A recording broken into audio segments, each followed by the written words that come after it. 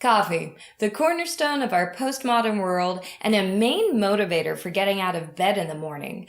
Many of us already make this caffeinated beverage a part of our daily routine, but it might be one of our guilty pleasures. Should we feel bad for imbibing this hot and steamy beverage? Or is it actually good for us? Well, I'm so glad you asked.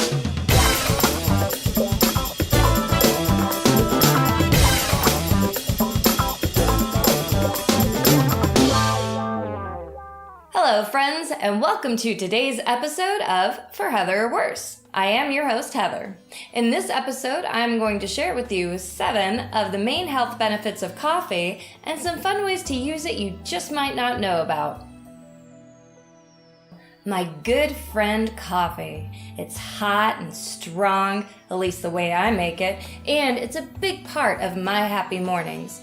In fact, I love coffee so darn much that when I'm going to bed at night, I am already looking forward to waking up just so I can have this nice big mug of dark, steaming, intensely flavorful, filling my body with joy and stimulation. I just love it so much. And if you love coffee like I do, you smash that like button, you amazing person with excellent taste. This delicious bean doesn't just make my world go round, it has in fact shaped our entire planet. It is the second most traded commodity on the planet, topped only by crude oil. I actually find it really fascinating, and I would love to do an episode just on the history of coffee. If you would like to see that happen, let me know in the comment section. And guess what? It also turns out that coffee is not just a provider of caffeine. It is a consistent source of some essential nutrients. According to this Healthline article, 1 cup of coffee contains 11% of the recommended daily dosage, RDA, of vitamin B2, 6% of B5, 3% manganese and potassium, and even 2% RDA of magnesium and B3. Now, those may not sound like a whole lot, but many Americans are enjoying more than that single little cup, so the vitamins really start to add up. And surprisingly, coffee is also a great source of antioxidants. Some studies have shown that those who eat the Western-style diet actually get more antioxidants from their morning cup of joe than from fruits and vegetables combined.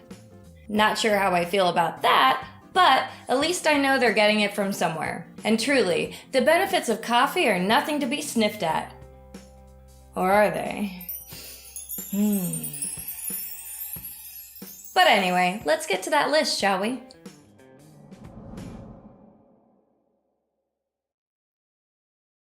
Number 1, increased physical performance and fat burning. As most of us are aware, caffeine stimulates our nervous systems, improving focus and energy and reducing fatigue. It also increases the level of epinephrine in our bloodstreams, which is the hormone responsible for adrenaline, creating that whole fight or flight reaction. And it also makes fat cells break down the fat, turning it into fuel. I love all those things. So having a cup of coffee shortly before a workout looks to be pretty beneficial, helping to increase your overall performance / keeping energy levels high so you can crush it beast mode style. Number 2, reduced risk of heart disease and strokes. Now, this one is still pretty sparse with studies, but I do feel it's worth mentioning because caffeine can sometimes have an unwarranted reputation for causing high blood pressure. And yes, blood pressure can increase in small amounts for those who do not ingest it regularly. But if one drinks coffee on the regular, like I do, those reactions tend to go away. That being said, there are people who do not respond well to caffeine, and I strongly recommend that you do not continue to drink it if your body does not like it. But for those of us who can and do drink coffee, I feel that we can be encouraged with this study that suggests coffee may result in a 20% lower risk of stroke. And for us ladies on the coffee bandwagon, this study concluded that habitual moderate coffee drinking resulted in significantly lower risk of coronary heart disease in women. Do you heart that? Because I do. Number 3, reduced risk of colorectal cancer.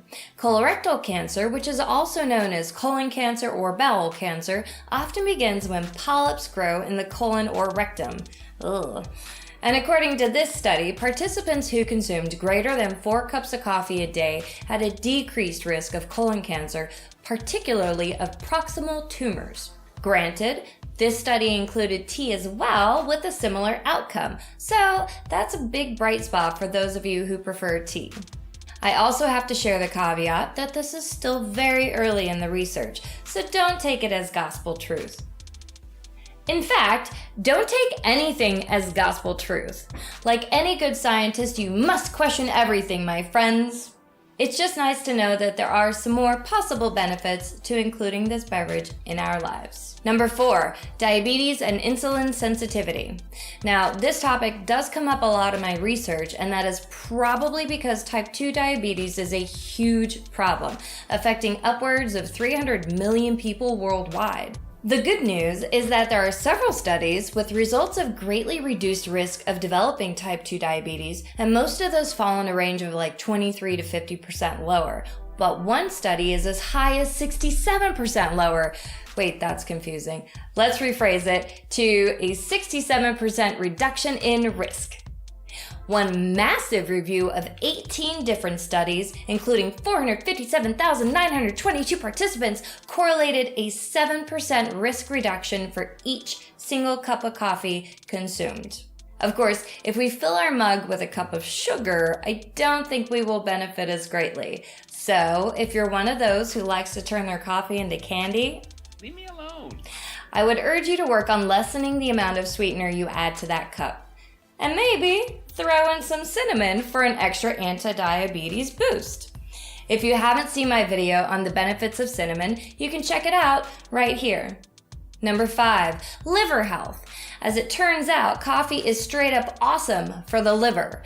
Our livers are responsible for helping to detoxify our bodies, creating bile that works to break down fat, manages glycogen levels, which in turn is responsible for maintaining blood glucose levels in between meals, meaning we don't crash, and it synthesizes proteins.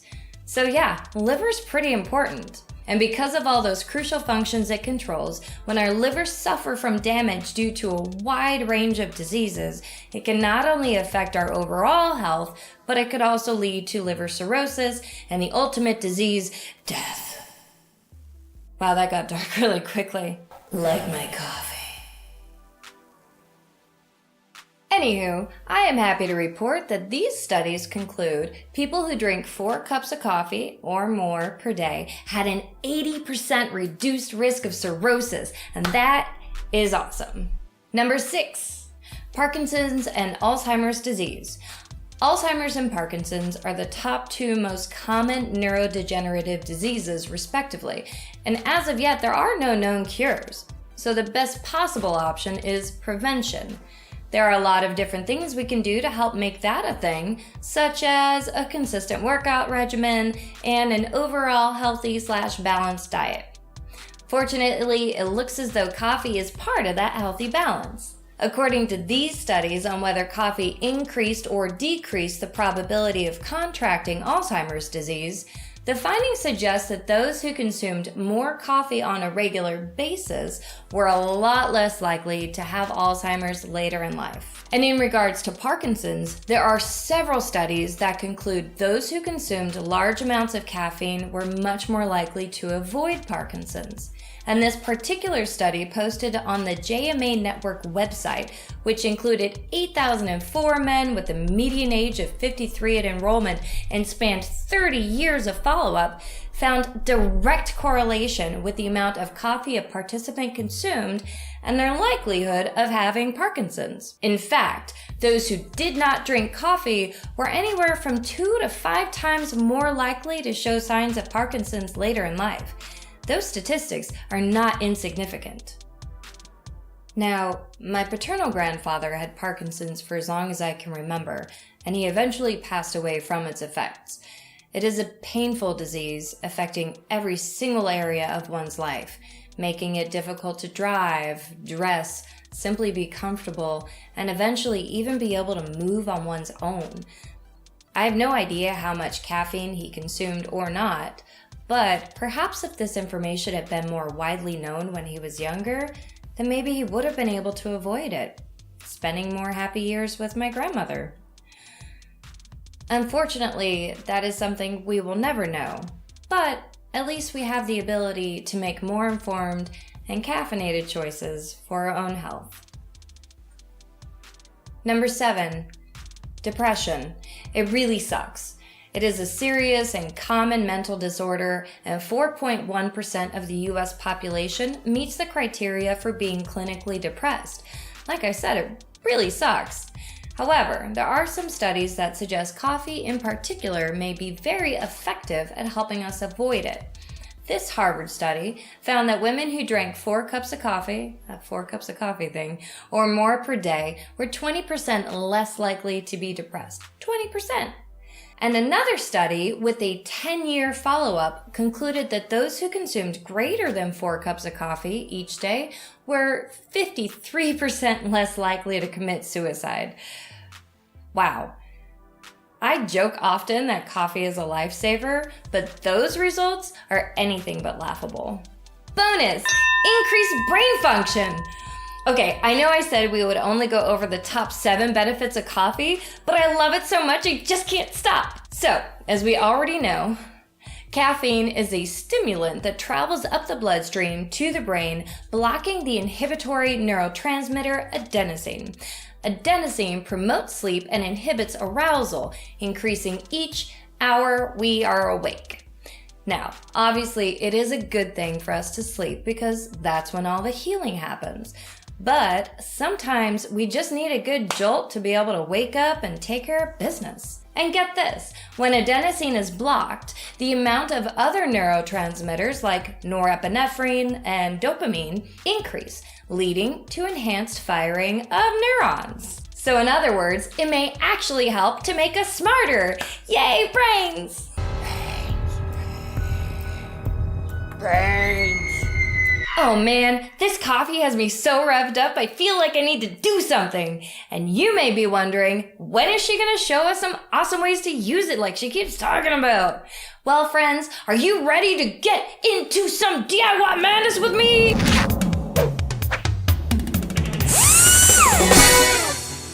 Were you aware that the caffeine in coffee is not only delicious and effective for our insides, but it is also fantastic for our outsides?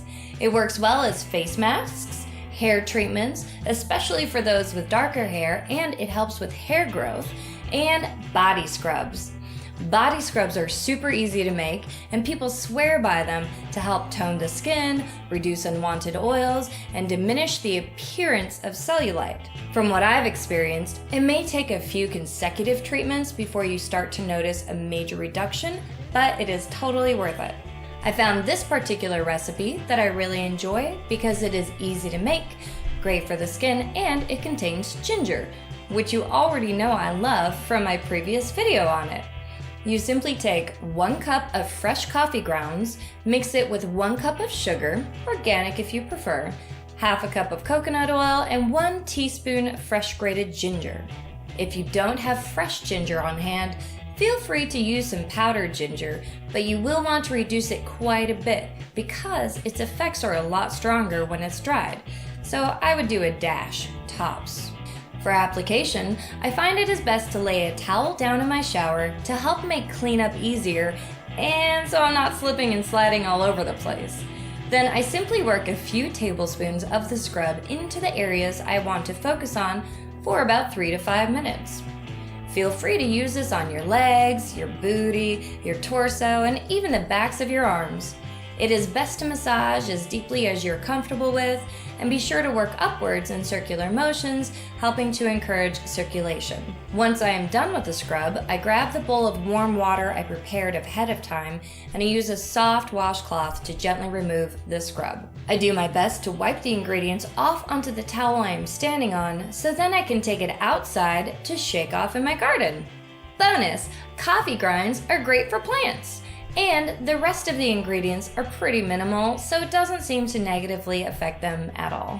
At this point, I just set that towel and washcloth aside so I can do a more thorough rinse, applying my usual body lotion directly after. And if the shower has any leftover residue, I find it's best to have a shower cleaner on hand to spray it down with right after as well. This scrub can be done once or twice a week, and you should see results within a handful of applications.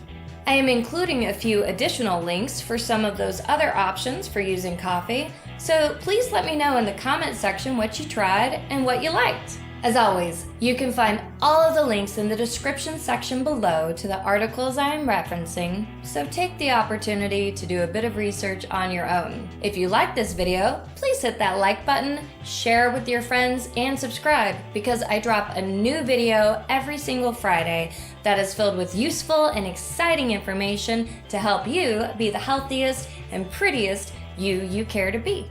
Also, what are the things that interest you in the fields of health, wellness, beauty, or longevity? Let me know what the next topic should be by posting your suggestions in the comments below.